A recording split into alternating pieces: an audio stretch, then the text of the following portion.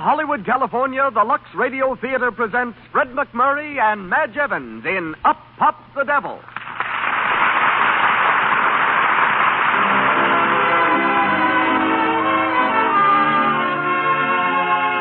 Lux presents Hollywood. Or perhaps I should say, you present Hollywood. For your loyalty to our products makes this program possible. Heading tonight's presentation are Fred McMurray and Madge Evans. Our guests, Jimmy Starr, ace screen columnist, and Howard Greer, internationally famous dress designer. Our music is directed by Louis Silvers, while the entire production is under the personal direction of Hollywood's most eminent personality. Ladies and gentlemen, Mr. Cecil B. DeMille.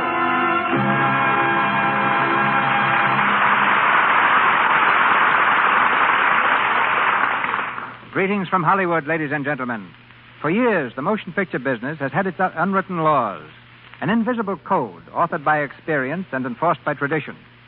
For example, it's become almost dogma that if a film isn't an immediate success, it never will be. That the public will stay away from pictures about religion or Hollywood. That anyone achieving success in Western films will fail in all other kinds. That a star who has slipped can never stage a comeback. That no one famous as a child can ever duplicate that fame as an adult.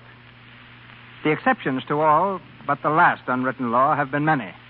But the only girl I know, renowned as a child and again as a leading woman, is Madge Evans. In films since she was 3 years old, her star has never waned. Though born of English parents, a world-famed artist not long ago termed her the typical American girl, which in her case means a girl with ash blonde hair and gray-green eyes who weighs 116 pounds, owns 3 dogs, and reads and walks for recreation. We hear Madge tonight as Anne Merrick, and Fred McMurray as Steve, her husband.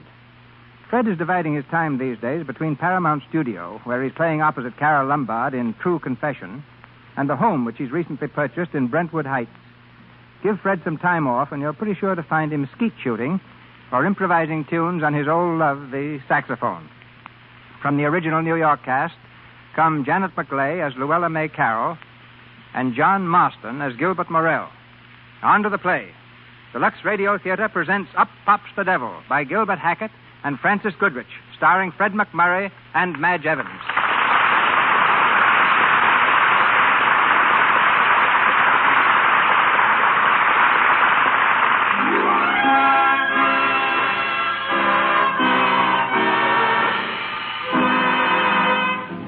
The 40th floor of a New York City skyscraper. In the inner sanctum of a publisher's office, Gilbert Morell, the firm's editor, is hunched over his desk, absorbed in a blue-covered manuscript. There's a knock at the door, and his secretary appears. Mr. Morell. Mrs. Merrick is here. Oh, well, ask her to come in, will you? Hello, Gil. Anne, how are you? That'll be all, Miss Hart. Yes, sir. Anne, sit down. Why, you're looking splendid. And feeling it. Marriage agreeing with you? Beautifully. Well, good. You know, it's been ages since I saw you. Well, did you read the manuscript? Oh, yes. Just finished it. And? Well, it's pretty good. Oh, is that all, Gil? Just pretty good? If you want me to be frank. Is it yours? Mine? Oh, no. It's Steve's. Steve's? My husband. Oh, I didn't know he was a writer. He isn't exactly. I mean, he's never had anything published. But he loves writing. I think it's the only thing in the world he really wants to do. And when does he find time for his writing? Sunday morning, Saturday afternoon. Just then? Well, he has his job other days. And sometimes he writes late at night. Gil, I thought his last one was a grand story. I still think so. Oh, now, don't act that way. I don't say he can't write. I don't say the story isn't good. It is, Anne. But it's not good enough. If you expect to get anywhere in this writing game, you've got to make it your whole job. Not just Sunday mornings and late at night. You've got to really work at it. Then if Steve gave up his job, you think he could make a living at writing? Yes, eventually. Just when is eventually? Oh, I should say in a year and a half. Maybe even a year. That's entirely up to him. Oh. I wish you'd tell him that. Me? We were going out tonight. It's our first anniversary, a celebration. Can you join us? Well, I don't know. Oh, we'd love to have you. And I know you'll like Steve. All right. Count me in. May I use your phone? Certainly. Steve ought to be in. It's Saturday. Where are you living? Oh, we've got a 2x4 apartment on 8th Street. Greenwich Village? Do you like it? Well, it's hectic, but it's cheap.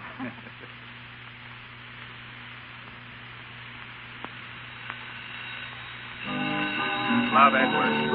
Even though you can't. Hello? expect it. Hello, yes, this is Steve. Expected it now. Oh, hello, Ann. Now. What? Danger, love, Oh, Edward. well, wait a minute. You do think so? Hey, take it easy, will you, Biney? You can bet that miss. Hello? Right. Yes, that's the piano. It's Biney and George. They just dropped in. No. I said it's Biney and George. Hey, Biney, will you lay off a minute? Hello? Yeah, I said it's... Oh, hello, Ann. How are you? Yeah, that is, I was working until these two lease breakers came in. How do you like that guy? I'm insulted. Come on, Bonnie, let's go home. Not after that. I'm going to heckle him. Okay, darling. You coming right home? Well, hop in the cab then, huh? All right. Goodbye, darling. It's a fine thing. A couple of bosom pals drop in to congratulate a guy on his first anniversary, and what happened? You could die of thirst while he makes love to his wife. It's depressing. I'm sorry, George, but Saturday's my afternoon at the typewriter. You fellows should have let me know you were coming. How's the new novel, Steve? Rotten, thanks. I wrote a novel once, but I left it laying around the house, and my wife threw it out. She thought it was trash. Yeah, she was probably right. Right. The best things you ever wrote, George, were the movie reviews for the Examiner, remember them? Yeah. The picture at the Circle Theater this week is first-rate entertainment. But the stage presentation, conceived and executed by Biney Hatfield, is truly a sight. Mm-hmm. The exit march was enjoyed by all. I miss those, George. You ought to go back to being a critic. Yeah. I ought to go back to being something. Hey, look, fellas, I hate to bust up the reminiscences, but Ann and I were figuring on a little celebration, and... Come in. Everybody's welcome. Hey, shut up, will you? Oh, hello. Oh, I hope you'll forgive me for breaking in on you like this, but I'm in terrible trouble. Well, what's the matter? I wonder if you could help me. There's something upstairs in my room. What is it? I'm just terrified. Well, what is it? I think it's a bat. Oh, a bat. Mm-hmm. It flew in the window, and I'm just so scared. Well, where is your room? Right upstairs. I left the door open. Yeah, it's a good idea. It'll probably fly right out again. Oh, hello. Hello. Do you really think it'll fly out again? Oh, of course. I wouldn't worry about it if I were you. I'm such a baby. If it got in my hair, I'd just naturally die. Oh, but bats don't get in people's hair. When it flew in, I thought, oh, what'll I ever do? And then I thought of coming down here and asking you. I hope you don't mind, but I almost feel as if I know you. I mean, we've passed each other in the hall so often. My name's Luella May Carroll. How do you do? How do you do? You're Mr. Merrick, aren't you? Yes? I know. I've seen your name on the doorbell. Well, if you're sure it's all right for me to go upstairs again. Oh, I think so. Well, goodbye. Goodbye. Goodbye. Bye. Bye. Well, now, what would you call that? That, my friend, is the pretty little girl upstairs. She has bats. And I know where. Come on now, fellas, clear out for a while, will you? We'll meet you at the Savoy at 7. Who's we? Ann and I. We're celebrating, and you're both invited. But no tucking your napkin under your collar, Barney. I can fix that. I won't wear a collar. How about you, George? Can you make it? Me? No. No, I've got to get back to Westchester. The little woman's invited half of Park Avenue up for cocktails. Oh, well... Thanks just the same. Say, I've got to beat it. Just about got time. So long, Granny. So long. So long, Steve. Someday I'll take a day off from the wife and we'll get together for a real time. Okay, so long, George. Well, there he goes. He used to be a real guy, that fella. Look at him now. Running home with his tail between his legs. Today's the first time I've seen him in months. Yeah, it's the first time anybody's seen him since he married the Steckel Millions. You know, it's a darn shame taking a fella like that and trying to make a pink tea expert out of him. He could really write once. Why didn't he keep it up? No incentive. The guy's being supported, and he knows it. Anyway, she makes him spend most of his time being social. She certainly got him licked. I tell you, a man's got to feel important. He's got to have the little woman waiting at home for him, telling him how grand he is, and asking him for car fare. How do you know, bachelor? I look at guys like you. Well, take a look at the outside door, will you, Barney? I've got some work to do before Ann gets home.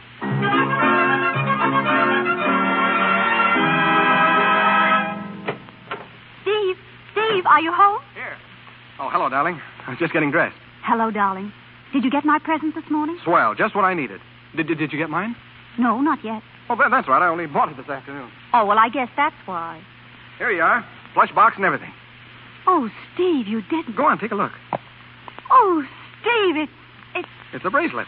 Oh, it's beautiful. Do you like it? Like it? Oh, but you shouldn't have spent so much money. Oh, what's the difference? I'm going to be a rich and famous author someday. Quick, give us a kiss. Look at your mouth. It's not if I got too much rouge on. You have now. Give me a handkerchief. I thought you'd be all dressed, darling. Oh, 3 shakes. Oh, Barney's coming along. Oh, is he? Yeah, I invited him. I had to get rid of him this afternoon. But I invited someone, too. Gilbert Morell. Morell? Oh, the publisher? I sent your manuscript to him. Well, say, he's important. What did he say? He wants to speak to you at dinner. You know, you had your nerve to send my stuff to him. Oh, it was all right. I used to know him years ago. Oh. I think he was my first love. A real schoolgirl crush. Oh, yeah? Am I supposed to be jealous? Mm-hmm. Terribly. Well, I am. Hurry, darling. We can't keep him waiting.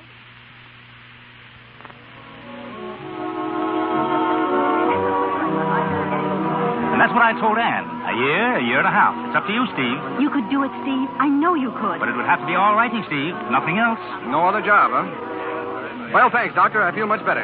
Let's forget the whole thing. Oh, Steve, that's childish. Now, darling, let's not talk about it. You know you don't want to stick at that filthy job you have now. Did I ever say that? No, but I know. Now, will you be a good little wench and shut up? I don't know what's the matter with you. Well, there isn't anything the matter with me except that I'm too smart and I have a good appetite. What do you suppose we'd live on while I was learning to be a writer? We'd get Well, along. don't you know someone who could stake you? No, my friends are almost as poor as I am. Steve, you're impossible. So's the whole idea. You know very well that I could... Could what? Nothing. Barney, dance with me, will you? Sure. This is what you get for arguing, Steve. I'm dancing with a miss. Keep your toes in, Ann. Not bad. Not bad at all, Anne. Oh, I was always light on my feet. As a matter of fact, I took dancing lessons for years, Barney. My teachers all said I was terrific. You didn't know that, did you? Sounds like a build-up. It is, Barney. Yeah? What for? I'm angling for a job in the stage show at the Circle. Yeah, sure. I mean it, Barney. Go on. You wouldn't want that. Why not?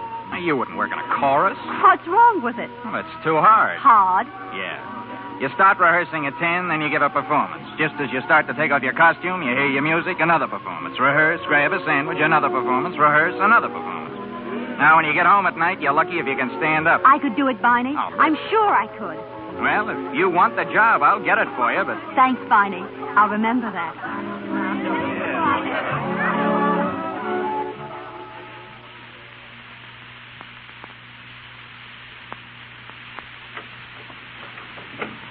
Watch out for the footstool, honey. Oh, well, it's small, but it's home.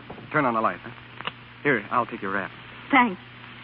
I still say you're going to write a grand book someday, Steve. My best critic and severest friend. He's nice, isn't he? Gilbert, I mean. Swell. I used to be crazy about him. I still think he's pretty grand. Whoa. He said such nice things about you. He said you could write.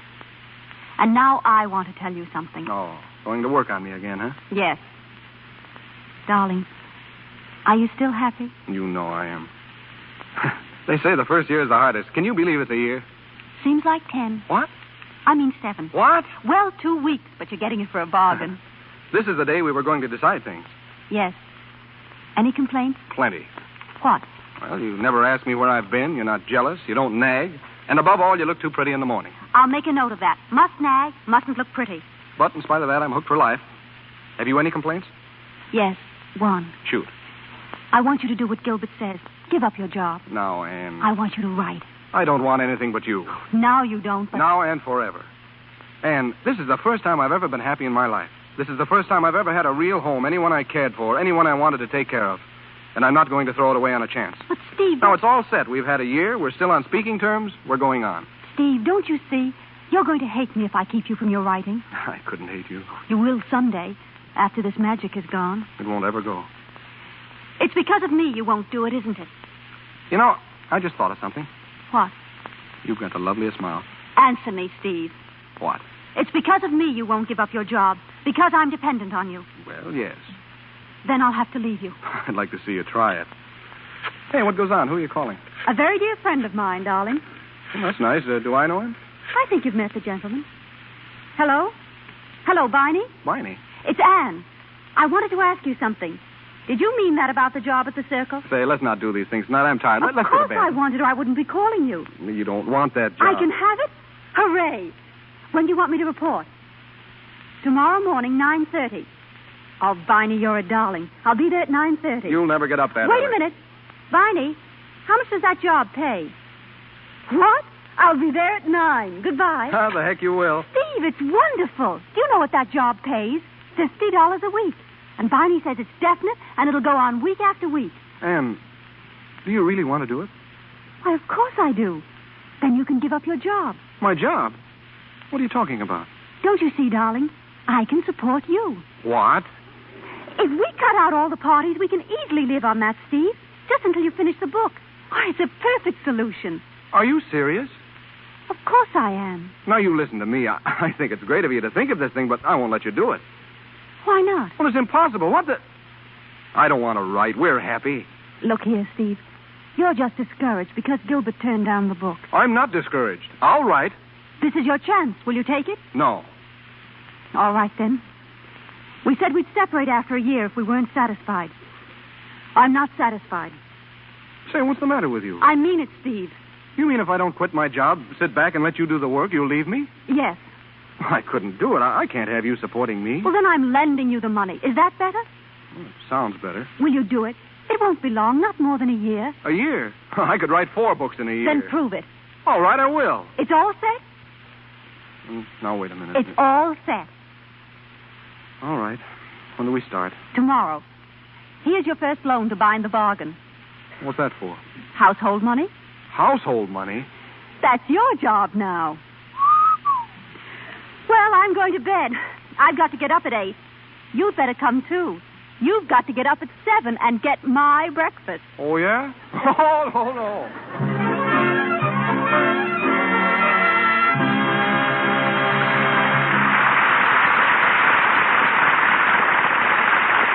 The Lux Radio Theater's production of Up Pops the Devil continues in just a moment.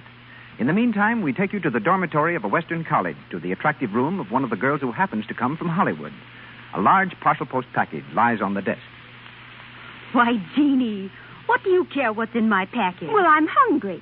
And I thought maybe there was something to eat in. Oh, you greedy little thing. This isn't food at all. It's something to wear. Well, next to food, I like clothes. Come on, open it and let me see. Oh, all right. But you open it if you want to. Oh, Marcia, look. It's some new undies. Oh. See, they're lovely. I never saw anything so beautiful. I didn't expect these. Why, they're just like those of Mother's I liked so well. And look, there's something else tucked down here in the box. A big package of Lux Flakes. Uh-huh. Isn't that a surprise? Oh, no, not exactly. Mother always sends Lux along with anything special, just to be sure it gets the care it deserves. She doesn't realize how fussy I am about always having Lux on hand to protect my undies and sweaters and things. Well, why should you worry? You never wear your things out, and anyway, you have so many. Oh, Jeannie, don't be silly. I want to keep my things nice looking just as long as I can. That's why I always Lux them. Well, these things are so exquisite, I'd be afraid to wash them at all. But haven't you heard the slogan, anything safe in water is safe in Lux? Mother says that's because Lux Flakes haven't any harmful alkali. When you come to Hollywood, you can ask her. She'd love to tell you all about it. Mr. DeMille takes us back to our play. We continue with Up Pops the Devil, starring Fred McMurray and Madge Evans.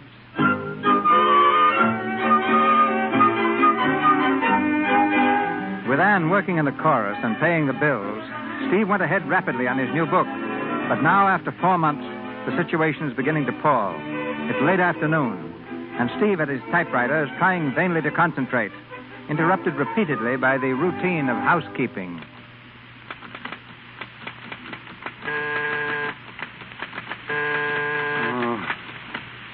Who is it? Laundry. Laundry, we'll bring it in. Evening, Mr. Merrick. Hello. Just leave it there, will you?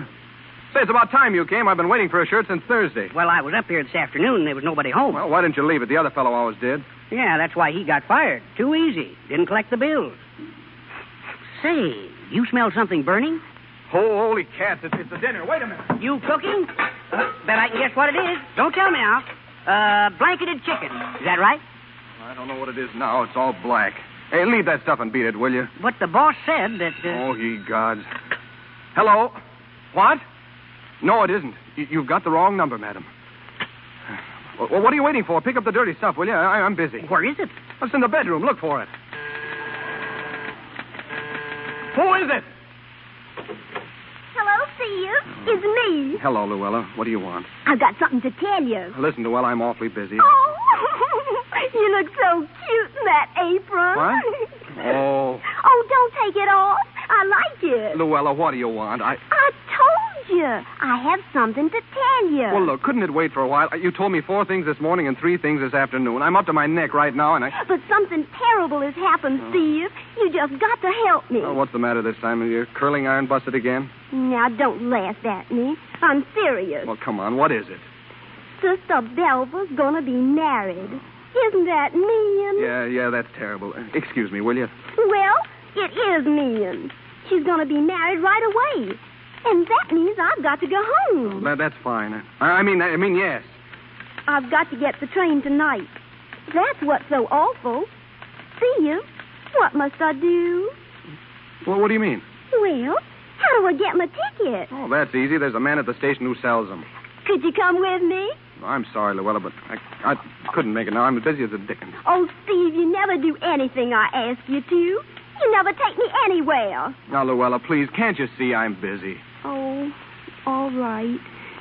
Should I come back later? Yeah, do that. Goodbye, Luella. Goodbye. See you later. Yeah, I guess this is stuff you mean. Huh? Why, the dirty laundry, is this it? Oh, yes, that's it. Leave the clean stuff by the door. Sorry, mister. I got orders not to leave this laundry until you pay what you owe. Oh, yeah, I owe you a couple of bucks. $10.25. What? Why, you ain't paid a cent in a month. Oh, all right. Come back tomorrow. Sure. I'll bring the laundry back then, too. Oh, hey, wait a minute. Leave me one shirt, will you? And have them fire me? Mm-mm. So long. So long, Shylock. Oh. Hello. No, madam. No, madam. I've told you 7 times this is not Jake's Delicatessen store. Oh. Go away! Go away!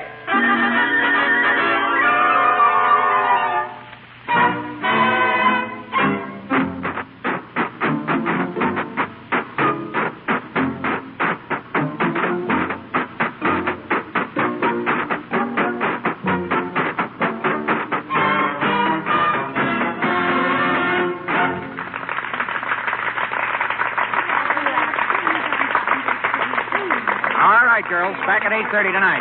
8:30 for the last show. Hello, Ann. Hello, Barney. How are you? You look tired. I am a little. I'll be all right. Why don't you take a night off? And get docked? Thanks. But we need the money too much. Lend me a nickel, will you, Barney? Say, it isn't that bad, is it? I want to make a phone call. Sure. Here. Thanks, Barney.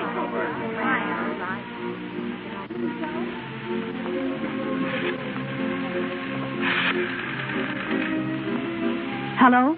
Is this Dr. Coyle's office? Dr. Coyle, please. Hello? This is Mrs. Merrick again, Doctor. Just about the same. Will you be in for half an hour? All right, I'll drop in on my way home. Thank you.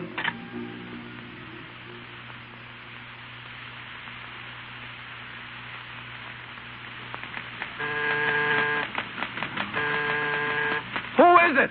It's Anne. Oh. I forgot my key. How are you, darling? All right, I guess. What's the matter? I ruined the dinner, that's all. Again? Huh? What'd you say? Nothing. I don't care about dinner anyway. What's wrong with you? I'm all right. You don't look well. Oh, I'm just tired. Oh, I'm a dirty swine. Here, you've been working all day. You come home tired and the dinner's spoiled. It doesn't matter. All I want is coffee. How did your work go today? Oh, fine. I worked hard. That's grand. Everything's going along all right now. I'm glad. I'm such a fool. I get so terribly anxious, Steve. Oh, why? Well, I want you to finish this. Gee, I'm going to. Soon? Sure, I'm shooting right ahead now. Where is your work? Oh, never mind about that. Come over here and... Steve, What? is this all you've done? 1 page? Oh, holy cats, yes, that's all I've done. Why did you lie to me? Because I'm so tired of arguments. Did you try? Did you ever sit down and try to write? Yes, I've tried. Trying doesn't get you anywhere. Oh, Steve, what's the matter? I'm in a rut. I never go anywhere. I never see anybody. I just stick around here all day. You said before you couldn't write because you had no time. You had a job. People kept dropping in. Now you've got nothing but time. And still you can't write. Well, I'm dull. No man can write when he's dull. What do you want to do? I don't know. If I knew, I'd do it. Darling, do you know you didn't kiss me when I came in? Yeah, I know. This whole business has gotten under my skin the last few weeks. It's made it impossible for me to be close to you. Is that it? I just wondered, because I haven't changed. I still want you. Oh, Anne. I'm sorry I spoiled your dinner. I wasn't hungry. I'm just an egg. You're a swell egg. You know, if you could get a night off, maybe we could go someplace. Couldn't you take one night off? No, I mustn't. Well, you said the other girls did. Yes, but they docked them for it. Well, they couldn't dock you. You've just been paid today. Oh, don't worry. They take it out of next week. No, I'll go back to the factory. Hey, look. How about me calling for you at the stage door tonight? You pretend you don't know me, and I'll pick you up, huh? Oh, darling. You'd better spend that time working. Oh, all right. Oh, Anne, could you let me have $10 tonight? $10? Yeah. That's a lot of money, Steve. I know. Well, take it out of the household money. There isn't any. Oh, don't be silly. I put $28 behind the clock last Saturday. Where did it go? Well, the milk bill, the butcher, the grocer, and the laundryman, and... Listen, will you let me have $10? What do you want it for? If I could only have some money without having to account for it, I'm only borrowing it. But we're spending more money than we make, Steve. We've always spent more than we make, and we're still alive, aren't we?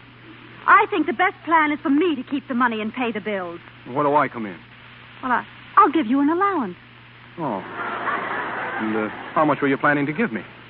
Well, do you think $7 a week would be all right? $7? Don't you think that's too much? Well, then would $5 do? Good Lord, $5 a week. Well, Steve, we're both working for the same thing, aren't we? You know everything I have is yours. Then give me $10. What for? Oh, for Pete's sake. Here it is. I don't want it. That's childish. Well, let's not talk about it. All right, it's there on the table. I've got to go. Anne, what time are you coming home tonight? Right after the show, of course. Why? You were late last night. Gil turned up. That's a habit of his, isn't it? I notice he doesn't turn up down here. He doesn't want to interrupt your work. My work. A lot he cares about that. Oh, darling, please. He's crazy about the first chapters you sent him. Yeah, he must be. Steve, what makes you act this way? Oh, I'm sorry. I don't know what to... Where'd you go? Out for a sandwich and then to his place. Alone? Should I have had a chaperone? Oh, if it's just the same to you, I wish you wouldn't. A little over a year ago, you wouldn't have said that, Steve. Well, we weren't married then. You're my wife now. Oh, I see. Well, I need some diversion after working. Work? You call that work? You try hanging around this place all day, never going anywhere, never seeing anyone. Seems to me Luella's here enough, keeping you from your work. What? Does she know how things are? What do you mean? That I'm working so you can stay home and write? Of course she doesn't. Then I'll tell her. What are you trying to do? That girl doesn't mean a thing to me. You know that. But she's the one person left who doesn't know I'm being supported. Can't you leave me one person who's got some respect for me, even if it's only someone I pass in the hall? You made me a fool before everyone else. Made a fool of you? I'm just trying to make you amount to something. Stevie, won't you please take me to the... Oh. Hello, Luella. Anything I can do for you? I just wanted to ask Steve something. I'm such a baby. I don't know what I'd do without him. And I've got to go home tonight. Back to Villport. Sister Belva's being married. How nice. Couldn't you come to the station with me, Steve? I'm sorry, Luella. I told you. Just to the ticket office. Those men are always so cross. I'm afraid he can't. Steve's got to work tonight. His publisher's waiting for him to finish his book. Oh. Wait a minute. I think it would be fine, Luella. What? I'd be delighted to do it for you. Oh, I see. Well, I've got to go. Good night, Steve. You'll find your allowance on the table. Good night. Allowance? What did she Shut mean? up. Steve. All right, I'm sorry. Let me alone, will you? I'm sorry, too. I guess I've kept you from your work lots of times. Thank you. And goodbye. Goodbye. Wait. You're not going yet. Oh, I must. You're not. I haven't got my reservation yet. Well, forget it. I'll see that you get your ticket, and I'll put you on your train. Oh, Stevie, could you? Of course I could. But first of all, we're going out on a party, a grand farewell party. What do you think of that? Oh, that'd be marvelous.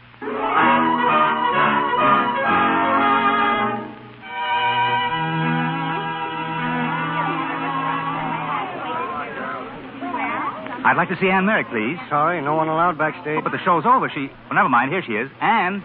Oh, Gil. I got your message. Anything wrong? Oh, I don't know whether it's wrong or right. Let's get out of here. Hungry? Well, I didn't have any dinner. Well, come on. I know a place. I think you need a little cheering up.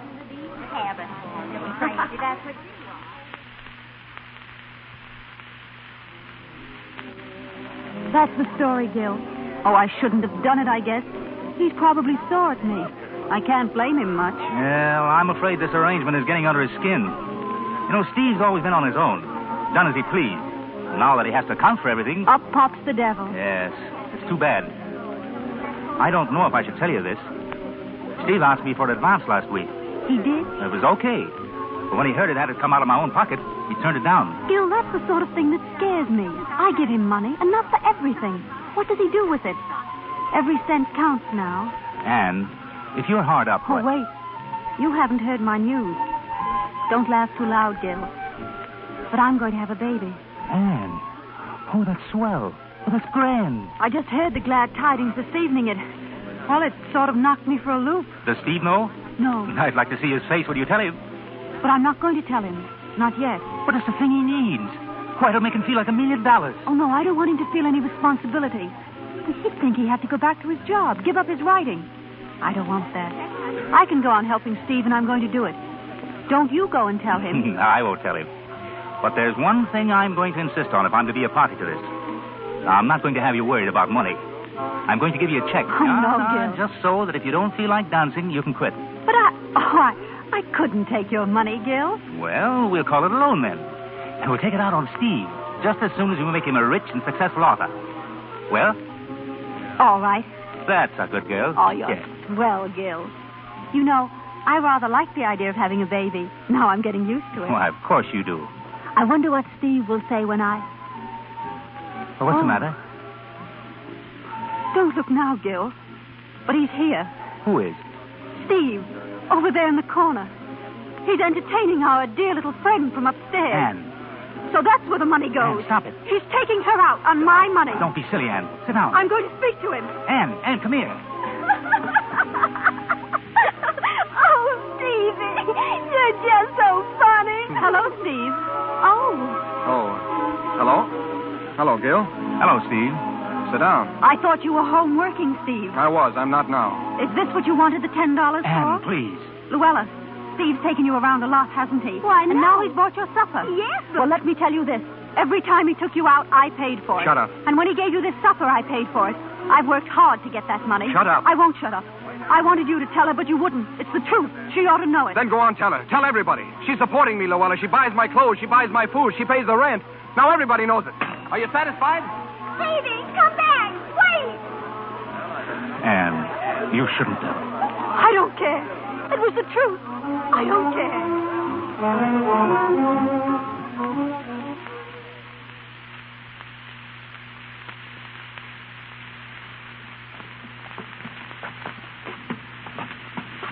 All right. All right. Thanks for bringing me home, Gil. Good night. I'll call you in the morning. Steve. Oh, I'm glad you're here. I won't be for long. Where are you going? I want to tell you something. Haven't you said enough? All I want is to get out. Steve, I want to tell you something important. There's just one thing I want to tell you. That supper tonight was the first money I ever spent on Luella. Then what have you done with the money? Well, if you must know, I've been paying installments on your anniversary present. When I bought that bracelet, I didn't know I wasn't going to have any money of my own. That's why I didn't tell you. I didn't want you to know you were paying for your own present. I knew I could pay it back, and you're going to get it back, every last cent of it. I'm going to get a job and feel like a man again. Oh, you can't go back to that job again. You can't. Anything would be better than this. You don't think I can do anything. You don't believe in me. Don't believe in you? After all I've done for you, after I nearly killed myself working so hard. Oh, if it was so hard, why didn't you quit? Because I couldn't. Why couldn't you? Because you had to support me. Well, you don't have to support me. I've made money before, and I can make it again. You don't have to go back to that job. Here's your check. You don't need that job. What check? Well, it's an advance on your work. Gilbert gave it to me tonight. Here. Yeah? He wouldn't give it to me. I asked him. He said any money would have to come out of his own pocket. Steve, I want to tell you something. Do you think I'm a fool? This check is made out to you. What do you mean? It isn't for me, for my work. He gave it to you. Girlhood crush, huh? Get out. You were up at his place. You've been sneaking out with him every night. Get out. I'm making the money. This is my place. And if you don't like what I'm doing, you can get out. Yeah, that's swell. Go on back to your job. Be a nobody all your life. A nobody? A nobody? That's what I've been for 4 months. Cooking, sweeping, answering bells, having to beg you for every nickel. That's what I've been, a nobody. And I'm sick and tired of the whole business.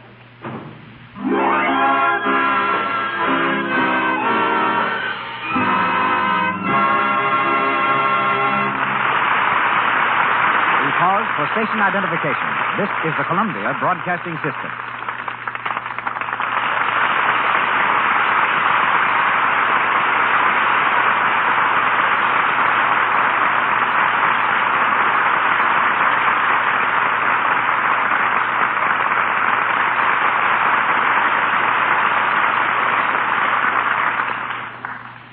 Pausing between scenes of Up Pops the Devil, our trip to backstage Hollywood finds us meeting Jimmy Starr. Once a struggling writer like Steve Merrick in our play, he's now motion picture columnist for the Los Angeles Herald and Express. His alliance with films began when he got a job putting up the marquee signs announcing new shows for a theater. But he couldn't spell, so he became a publicity man. He was an extra in the early Tarzan films, worked as a Keystone cop for Mack Sennett, and once danced for 3 hours with Mae Murray. Jimmy originated the full-page idea for Film News, and I'm giving him his chance now to originate something on the air. I was hoping you would extend that dare, Mr. DeMille. As a matter of fact, I have some suggestions on how to conduct a radio program. Naturally, Mr. Starr, naturally. I expected that. Remember, we have millions of listeners, and I don't want anything to happen that would offend them. I know. I'm not exactly picking on you, Mr. DeMille. It's guys like Winchell and Fiddler. When they start dealing out news about Hollywood, they miss a chance to tell the story the way it should be told over the radio. After all, we're dealing with sound. My idea is simply this. Now, suppose Simone and Gene Markey really got serious. I'd explain it with something like this. I understand. Wedding bells. Right. And suppose... And that? Martha Ray tearing up her marriage license. Any others to offer? Certainly. What's this? Sounds like someone taking a bath. Not quite, but you're catching on. It's a housewife washing dishes, in Lux Flakes, of course. And this? Oh, you got me there, Jimmy. Well, that's the sound made by the hands of another housewife when she runs them over her husband's face. Rough and cracked, you see. She doesn't use Lux Flakes for washing dishes, poor woman. She's been using some other soap with that harmful alkali in it. I thought that maybe the husband needed a shave. Oh, no. The hands of the same lady on the same husband sound like this when she uses Lux. As smooth and as soft as a song. Even a columnist knows that. Now, here's an easy one. Oh, very simple. That woman just dropped the dishes she was washing. Wrong again. That's Loopy Valet and Johnny Weissmuller spending a quiet evening at home. Clever, Mr. Starr. But how about stepping from your critical pose for a moment and sticking to your last? What's doing around town? Okay. Here are a few things that happened only a few moments ago that will make tomorrow's headlines. If you want any more information about the personalities mentioned, write me in care of the Lux Radio Theater, Hollywood. News scoop number 1. Mark down April 13th as the wedding date for Lily Pons and Andre Castellanos, who sail for Europe on that day. Their ceremony will be performed on board. Miss Pons is always considered number 13 her luckiest. News scoop number 2. A lover spat, which may become permanent, is the cause of Tyrone Power taking a plane to New York to spend 5 days visiting Jeanette Gaynor. Sonia Henney and Tyrone haven't spoken to each other since last Tuesday. News note number 3. Greta Garbo is packing up her duds to return to Sweden for 4 months.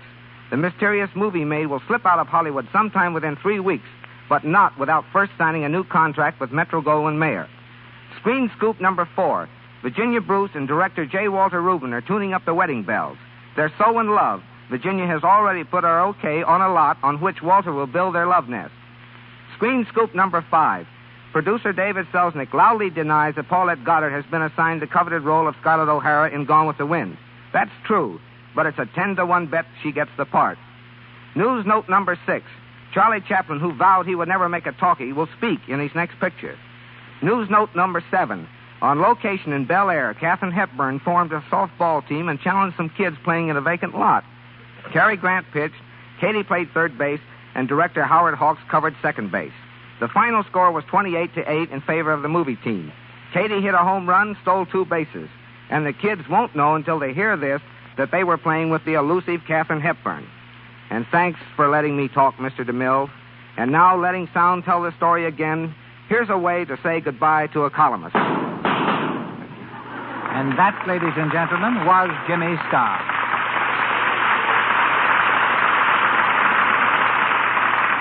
And now back to Fred McMurray and Madge Evans in Up Pops the Devil.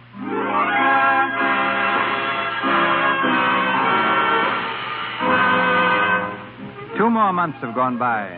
Steve and Anne have been separated since the night he left the apartment.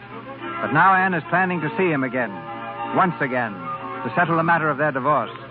In Gilbert's office, she sits twisting her handkerchief and glancing frequently at the clock. Where are you meeting him? At the Park Crescent. We're having lunch. Would you like to come, Gil? Good Lord, no. Well, what's the matter? Are you scared? Well, not exactly, but I wish it were over. You haven't heard from him at all? No, just those weekly money orders.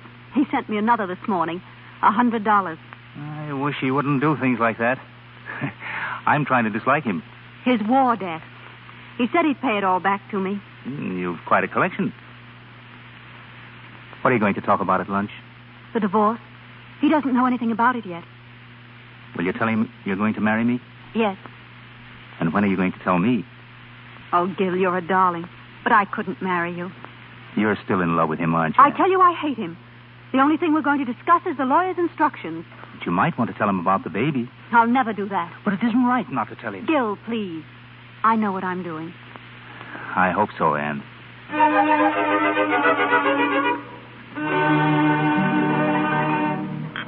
Would there be anything else, sir? I don't think so.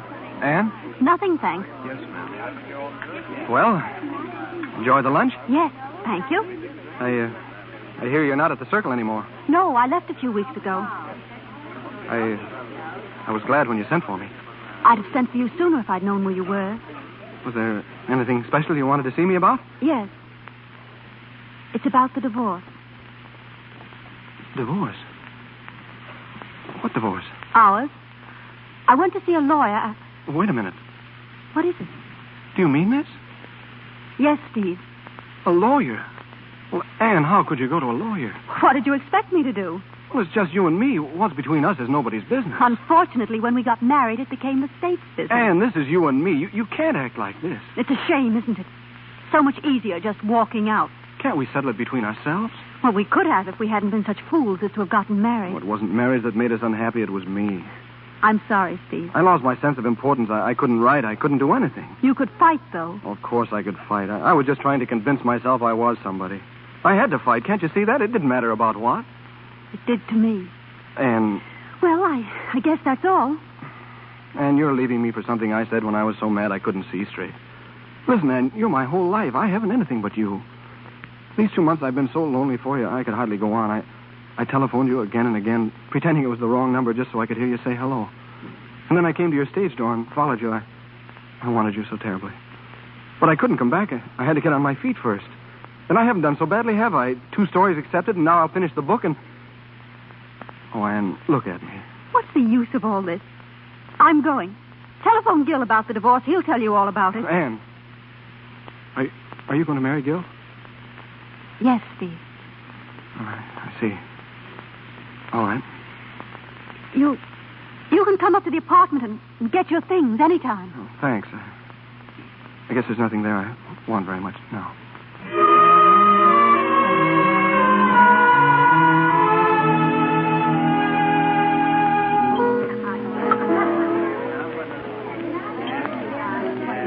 Give me another one of those, will you? Sure. Hey, Steve. How are you? Oh, hello, Barney. Where you been hiding? I've been around. Yeah? Funny I haven't seen you. I just came from the apartment. Went up to see Ann. Oh, yes? I haven't seen her since she quit the show. She got another job, Barney? Huh? I don't think so. What'd she quit for, then? Huh? I say, why'd she quit the show? Don't you know? How should I know?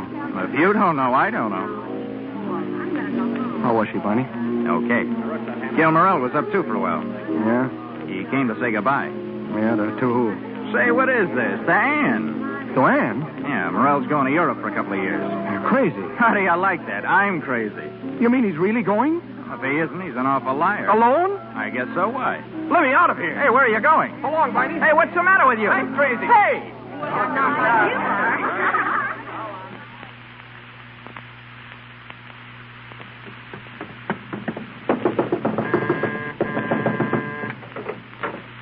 Steve. Ann, I've got to see you. Not now, Steve. I've got to. How do you like like it, Mama? Well, it seems real nice to me. Who are those people out in the kitchen? Please, Steve, they've come to rent the apartment. Rent the apartment? I thought you were going to stay here. I'm going to stay till I rent it. Do you mean to say you're going to let strangers come and live in our house, using our things, snooping in our kitchen, peeking up our chimney? I asked you. You said you didn't want the place or the furniture. Now I'm going to rent it furnished. I've got to have the money. I'll give you money. I don't want your money. Well, where will you go? I'm going out of town. Where? Mrs. Morel. Yes? Well, when are you leaving? Will you tell me that? Just as soon as I rent the apartment. Oh, Mrs. Merrick, my wife likes the place fine. I certainly do. The beds are so comfortable, and, well, I haven't seen a real kitchen since we left California. It sure is nice. And Mrs. Merrick, I wonder if you'd show me how that range works. Why, of course. It's really very easy. Well, I'm sure it is. But Say, that kitchen sure got her, hasn't it? Yeah. But this chair's what sold me. This is what I call a real chair. Yeah, it sure is. Yes, sir. You sit here at night and snuggle up to that fireplace. Yeah. Well, I don't think you'd want to snuggle up to that fireplace. Huh? You sit that close and you'd choke to death. That's one of those fireplaces where all the smoke comes into the room and all the heat goes up the chimney. Is that so? And let me tell you, in one of these old houses, you sure need the heat. Well, that's all right. I guess that can be fixed. It costs an awful lot of money. Not me. That used to be my business. Oh. I hope you used to be in the plastering business, too. Yeah. Huh? Why? Oh, it's not very important, but that ceiling up there, it has a tendency to fall down. Is that so? Yeah, it pretty near brained me one night. But you get used to it. Just remember to stay on this side of the room. Well, Yes, now I understand. I'm sure it won't give you any trouble. Oh, Mama. Yes. Mama, come inside a minute. I want to speak to you. Now, there's nothing to speak about, Oh, Papa. yes, there is. You'll excuse us, won't you? Oh, sure. Well, what do you want? What did you tell that man? Hmm? That man was crazy about this place. What did you tell him? I don't know. Let's see. Oh, yeah, I told him about the ceiling falling down. The ceiling? When? Well, don't you remember that day we found the plaster all over the floor? One little flake. Well, it might have been dangerous. You're trying to ruin my chances of renting. I don't want those people coming in here. I want to live here with you. Oh, Ann, we can be so happy. Don't be silly. All right, if you say so, Mama. Oh, it's all right, Mrs. Mary. I'll have the ceiling fixed myself. But it really... Oh, if it's okay with Mama, it's okay with me. I guess I wouldn't care what the place was like, just so long as that chair went with it. That chair doesn't go with it. Steve, you... I've changed my mind. That chair doesn't go with it, and that table, and that lamp, and that couch, and... Steve! And you're not going. Let go of me. We've changed our minds. We're not going to sublet. But it was all settled. I don't care. Listen, darling, listen. You can't go off and leave me. I need you, and you need me, too. What kind of a life is that, being separated, me missing you so much and wanting you? Come along, Mama. Don't you see how happy we can be? It'll be like it was at first. I can take care of you. Oh, dear. I wish now I'd never seen the place. Mrs. Platt, don't listen to him. You can have this place. Oh, I'm afraid, dearie, you don't know what you want. But I was like that, too, with my first. Mama, are you coming? Come on. What did she say? Are you satisfied now that you've driven them away? Now that you've spoiled my chance of renting? Do you think by doing that you forced me into coming back to you? What did she say? Do you? Answer me that. Because if you do, you're crazy. I can take care of myself.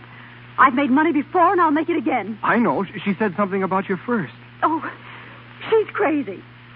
Ann, are we going to have a baby? Yes, Well, how long have you known it? 2 months. 2 months. Then you knew it when we were separated.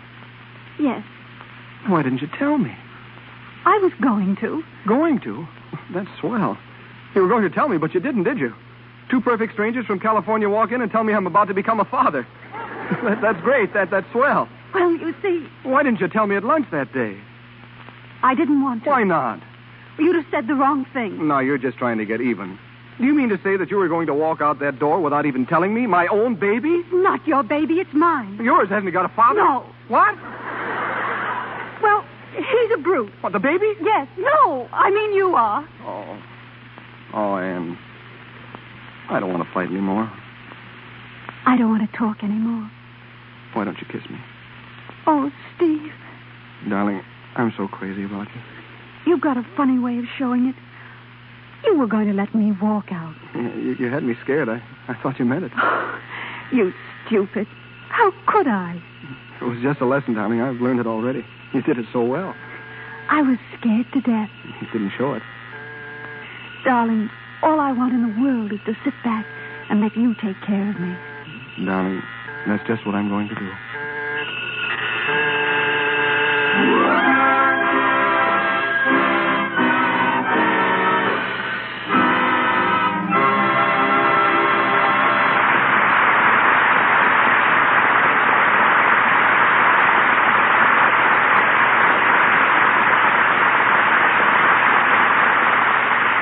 Up Pops the Devil is ended, but our stars pop up again a little later. Now a moment with Howard Greer, owner of one of the most exclusive dress shops in the film capital. If he'd not been a machine gun corporal during the World War, he wouldn't be here tonight talking about clothes. When the war ended, he took the first job he could get. It was with Paul Poiret, the famous French designer. And today, the ex-machine gunner ranks among the world's foremost stylists. Mr. Greer's clientele has included practically every Hollywood star since the days when Clara Bow was popularizing the third-person neuter, and Norma Shearer was making cowboy films. Prior to opening his shop, Mr. Greer worked for me, and I was never sure whether it was because or in spite of me that he left pictures for his own business. The truth of the matter, Mr. DeMille, is simply this. I'd much rather make clothes for off-screen wear because private clothes provide the advantage of an added dimension. Once in a while I do get caught in a picture, however. At the moment, I'm making the clothes Katharine Hepburn will wear in her next film. What do you think, Howard, is your most original contribution in designing costumes? Well, back in the days when sound first came in, dresses made out of taffetas and beaded materials made so much noise they interfered with the dialogue. So I took a chance, designed an evening dress out of wool. And no one was more surprised than I when, 6 months later, Paris came out with a complete line of woolen evening gowns. Today, however, sound has been so perfected that we can use all types of materials without encountering any trouble at all. Well, the current issue of Life magazine showing the popularity of white fox furs is another proof of your ability to set styles. The present popularity of white fox is practically the result of a panic. A few years ago, when silver fox was dominating styles, a wholesale fur company found itself stuck with thousands of white fox skins. They offered me all I could use on dresses to divert some interest from silver to white and dyed fox. Previously, furs had been used only as collars, cuffs, and trimming. I used the skins intact as sleeves. Again, Paris followed. At the moment, both white and silver fox are very much in favor. Incidentally, the first suit showing silver fox sleeves is one I happened to make for Tallulah Bankhead to wear in her play Reflected Glory. So maybe Miss Bankhead really started the present fur-sleeve vogue. For women who want to learn what's going to be worn and how they can apply those ideas to themselves, I know of no better school than the screen. And, like the screen, if you don't mind my saying it, the sponsors of this program are doing a fine service in helping women to be better dressed. Their product, Lux Flakes, is the best I've ever encountered for keeping all washable material, no matter how fine, looking like new so much longer. My advice is to buy fewer but better clothes. If they're washable, take care of them in Lux Flakes, and you'll find in the long run you'll be spending much less money and will look more attractive. Your recent showing of fall and winter clothes, Howard, was one of Hollywood's important events. What are some of the style highlights it indicated? Well, in the first place, it's going to be a more colorful season. Street dresses will be the shortest in 10 years, with straight lines and square shoulders. Shoes are apt to be ankle height. You'll see a new type of glove allowing plenty of room for rings, with the 3 smaller fingers all in one compartment, something like a mitt. At least I hope you'll see it because I invented it. Hats are madder than ever, and anything goes. Box coats will be exceedingly popular, and colors for all clothes will be warmer and more vivid. Lines for evening are simple, but fabrics are extravagant and luxurious. And last, the zipper fastener will be used for everything, even the most delicate kind of evening dress. But now I think I've held things up just about long enough. Thanks for listening. Thank you.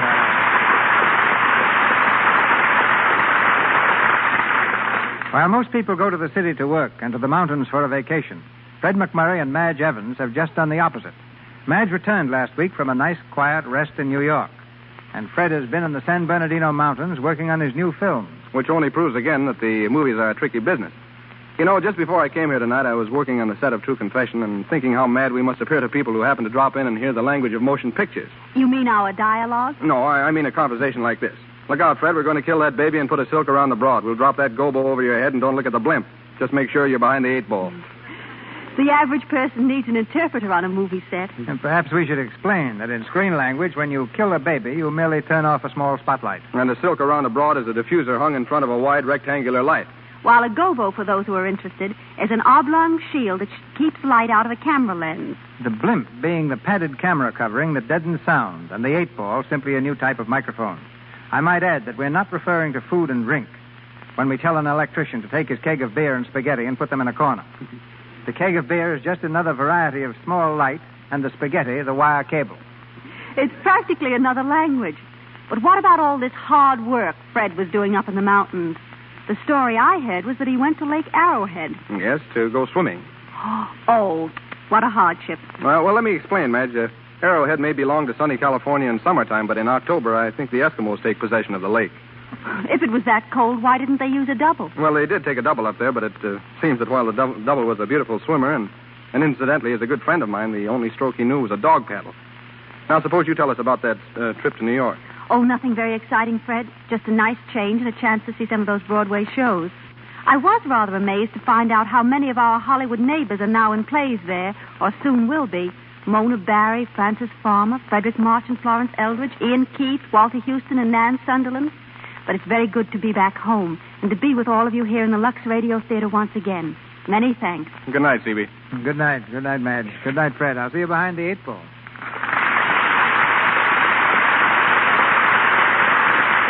Thank you, Fred McMurray and Madge Evans. Ladies and gentlemen, this is your announcer, Melville Ruick. Mr. DeMille returns in a moment with great news concerning next week's program. Mr. McMurray and Mr. DeMille appeared through courtesy of Paramount Studios. Charles Tannen, heard as Barney Hatfield, and Louis Silvers are from 20th Century Fox, where the latter was in charge of music for Lancer Spy.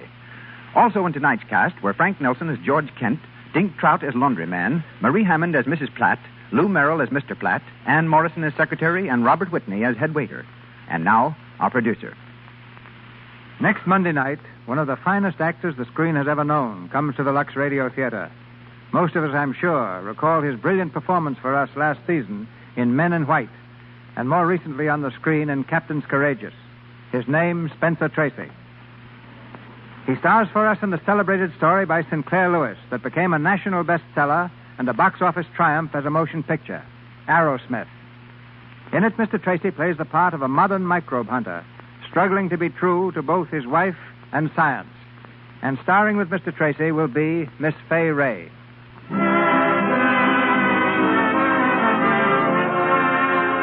Our sponsors, the makers of Lux Flakes, join me in inviting you to be with us again next Monday night when the Lux Radio Theater presents Spencer Tracy and Fay Ray in Arrowsmith. This is Cecil B. DeMille saying good night to you from Hollywood.